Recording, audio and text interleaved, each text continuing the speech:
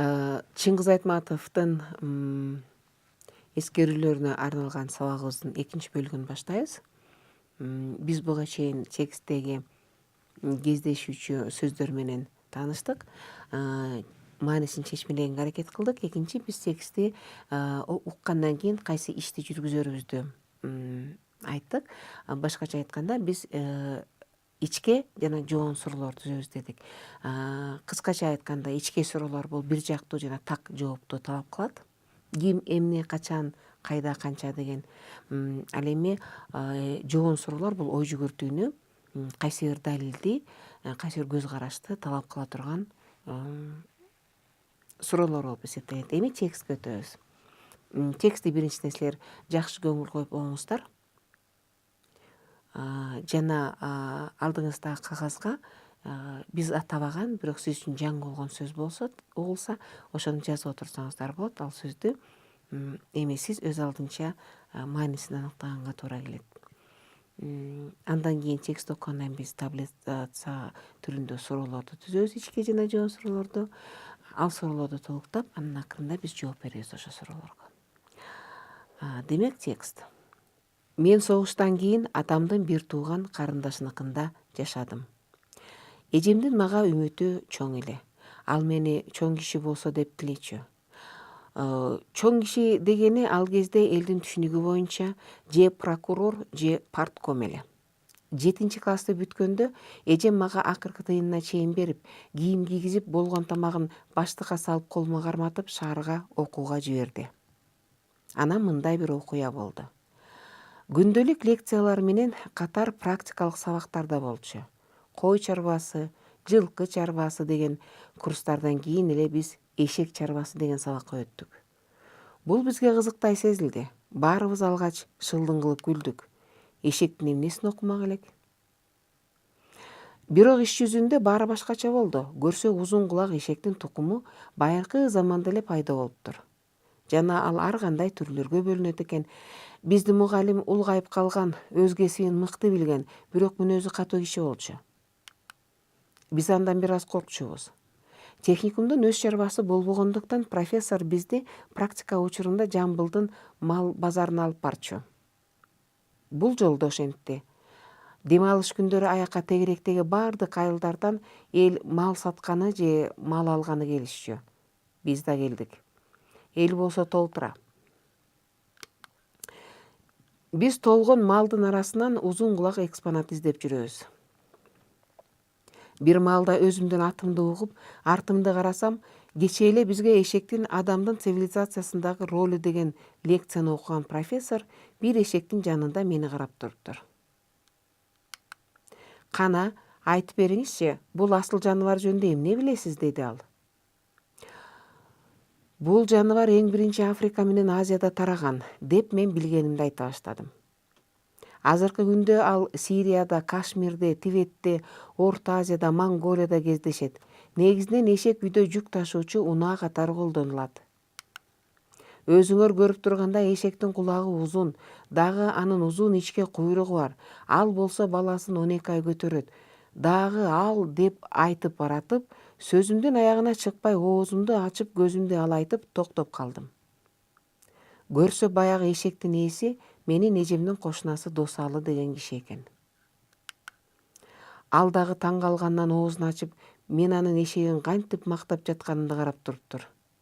Мен ошондо жерге кирип кеткенге даяр болчумун. Ал турсун, үнүмдү да жоготуп койдум. Менин абалымды профессор түшүнмөк беле.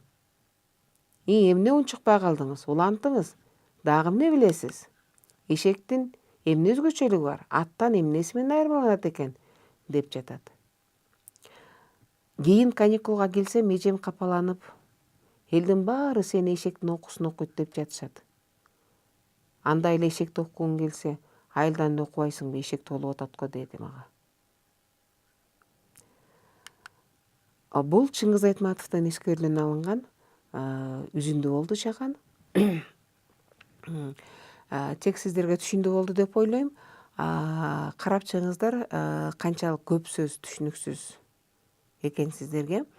Жаныңызда жупташыңыз болсо же үй бүлөңүз менен же досторуңуз менен талкуулап көрүңүз, ошол сөздөрдү чечмелей алат бекенсиңиздер.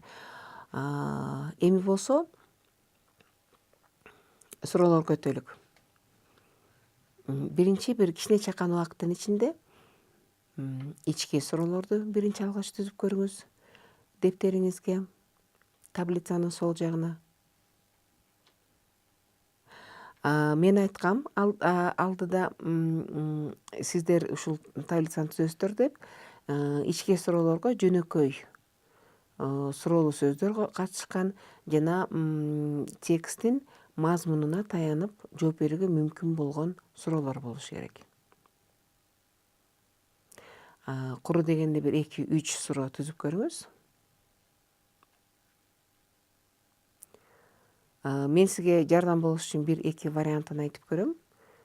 Сиз аны кошумчаласаңыз болот, өзүңүз толуктап, өзүңүздүн оюңуздан түзүлгөн суроолорду. Мисалы, Айтматов согуштан кийин кимдин үйүндө жашаган? Бул суроого текстте так жооп бар. Дагы бир мисал. Бул варианты. Мисалы, кимдир бирөө мындайча түзөт. Айтматов эжесинин үйүндө качан жашаган?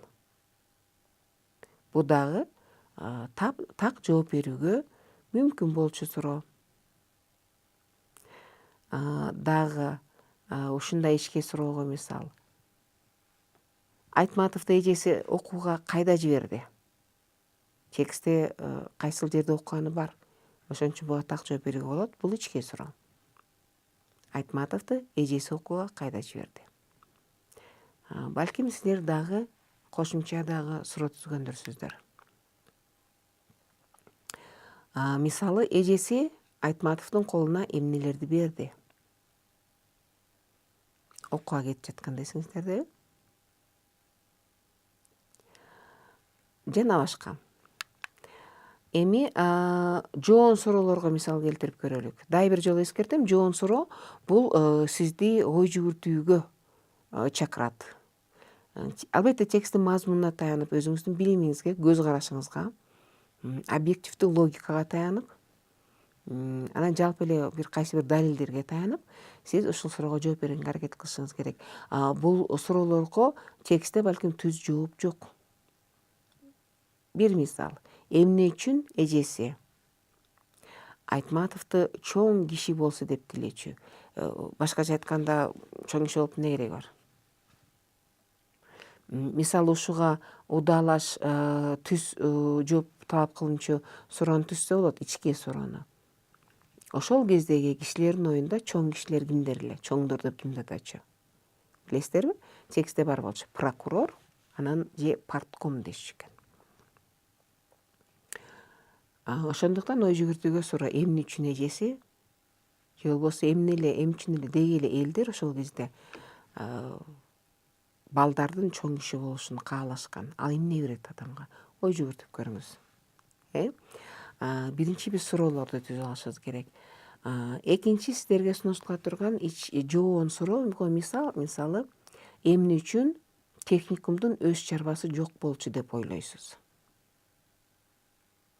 Эгерде техникум мал техникуму болсо эгердечи, өзлөрүндө чарба ача болбойт беле?